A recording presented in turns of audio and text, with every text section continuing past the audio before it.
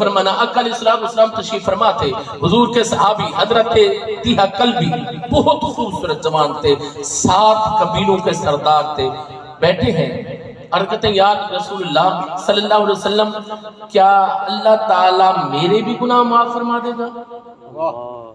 میرے نبی نے فرمایا کلمے میں اتنی برکت ہے بھلے پہاڑوں کے برابر بھی گناہ ہو، جیسے جو اسلام میں داخل ہو گیا اللہ تعالیٰ پچھلے سارے گناہ معاف فرما دیتا ہے۔ اور رو کر عرض کرتا ہے یا رسول اللہ رب سے پوچھئے اگر میرا رب کہے میں اپنی ساری جائیداد مال سب کچھ اللہ کے نام پر صدقہ خیرات کر دیتا ہوں، اللہ تعالیٰ میرے جرم معاف فرما دو۔ میرے نبی نے فرمایا جو کلمہ پڑھ لے اس کے پچھلے جرم معاف۔ پھر وہ قرار کرتا ہے یا رسول اللہ صلی اللہ علیہ وسلم جس کے جرم پہاڑوں سے بھی زیادہ ہو، درخت کے پتوں سے بھی زیادہ ہو، ریت کے ذروں سے بھی زیادہ ہو، سمندر کی جھاگ سے بھی زیادہ ہو، اس کی معافی کیسے ہے؟ فرمایا اللہ کی رحمت سے تو بڑے نہیں ہیں۔ عرض کرتا ہے یا رسول اللہ صلی اللہ علیہ وسلم زمانہ جاہلیت میں بھی میں اپنے قبیلوں کا سردار تھا، جس کے ہاں بھی بیٹی پیدا ہوتی وہ میرے دروازے پر آ جاتے، اس کی زندگی موت کا فیصلہ تو نے کرنا ہے یا رسول اللہ ماں باپ کے سامنے میں اس کو زندہ دفن کر دیتا تھا۔ ہوا ایسا کہ میں سفر پہ جا رہا تھا، میری بیوی امید سے تھی اور میں وصیت کر کے جا رہا تھا کہ اگر بیٹا پیدا ہو اچھے طریقے سے پرورش کرنا، اگر بیٹی پیدا ہو تو اس کو زندہ دفن کر دینا۔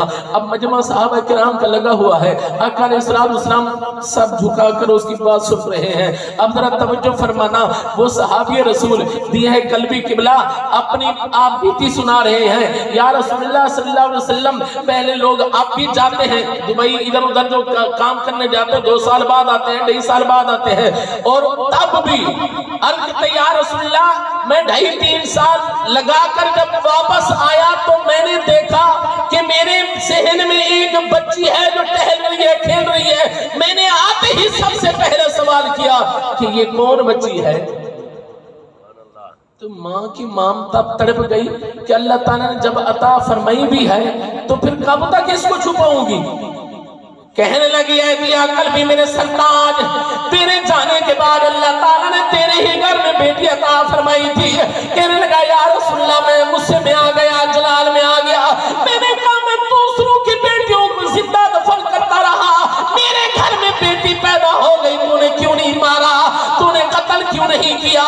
تو نے اس کو دفن کیوں نہیں کیا؟ ماں کی ماں تڑپ گئی، کہنے لگی اے طیہہ کلبی باپ تو پھر بھی باپ ہوتا ہے، ماں کا اتنا کلیجہ کہا کہ بیٹی کو زندہ دفن کرے۔ میرے آقا علیہ السلام کے غلام حضرت توجہ فرمانا، اللہ اکبر کبیرہ کر دیا، عرض کرتا ہے یا رسول اللہ صلی اللہ علیہ وسلم یا رسول اللہ مجھ سے رہا نہیں گیا، میں بڑا پریشان ہوا، ساری رات روتے ہوئے گزر گئی۔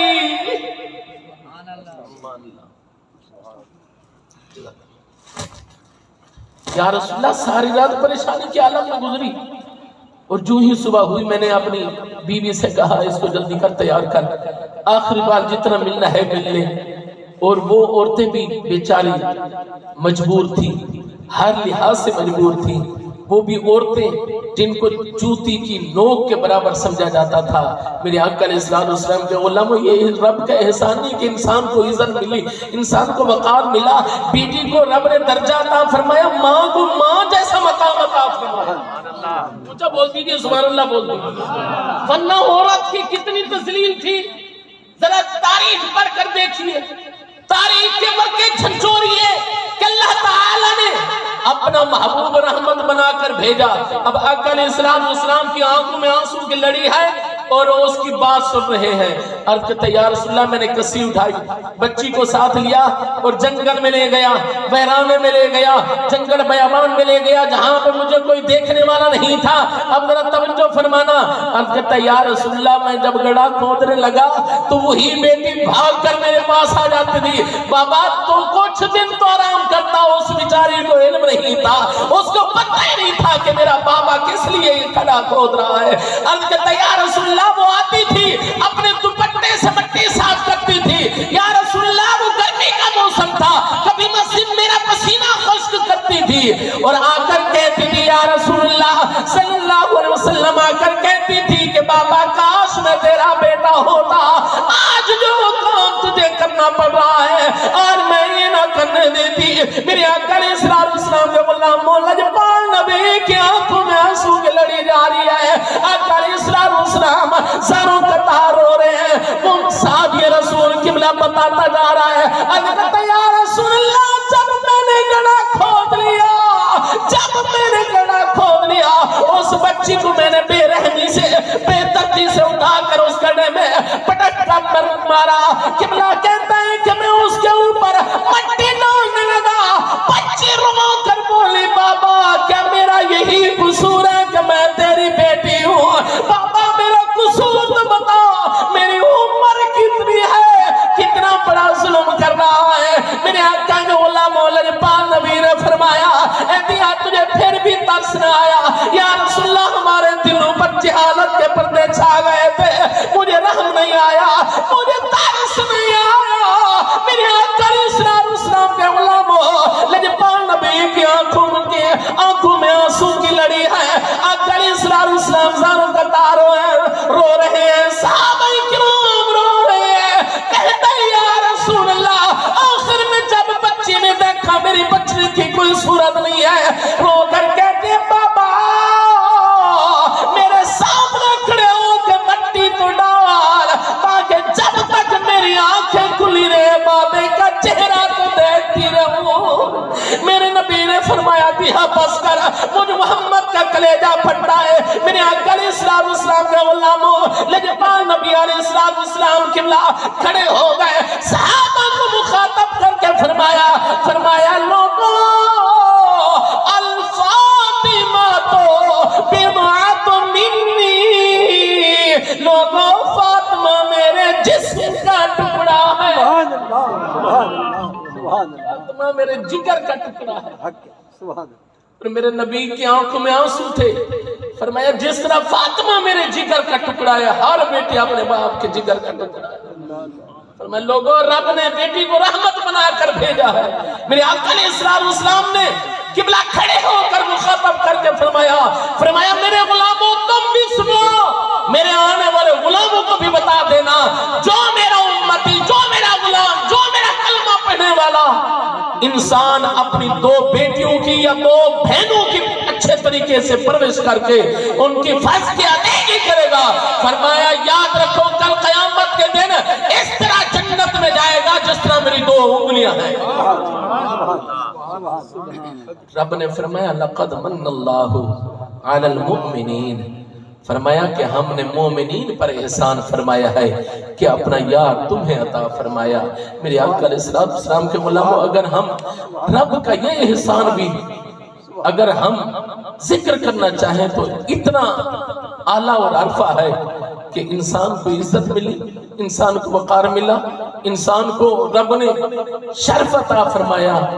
तो आज सिर्फ आका अलैहिस्सलाम की इज्जत की वजह से, आपकी आमद की वजह से बेटी को इज्जत मिली, तो रब ने अपने यार के सदके मेरे आका अलैहिस्सलाम ने अलल ऐलान फरमाया, वाशिगाफल फाल में फरमाया लोगों रब ने ऐलान किया है वला तक़तलू औलादकुम खश्यत इमलाक, क्या इसलिए लोग अपनी औलाद को कत्ल करते हो कि कोई हमारी जायदाद में हिस्सेदार न बने? फरमाया ना, अल्लाह ताला ने सब कुछ तुम्हें अता फरमाया है, जो आने वाली नस्लें होंगी उन्हें भी रब अता फरमाएगा।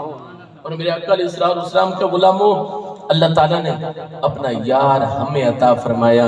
और मैं आखिरी जुमले पेश कर रहा हूँ और वो यार दिया कि हजरत बीबी सफिया पाक क़िबला हुजूर, हजरत बीबी सफिया पाक हुजूर की बुआ, समझो है ना, अक्सर हजरात मुझे जानते हैं, मुझे सुनते भी रहते हैं, हुजूर की बुआ, हुजूर की फुफ्फू।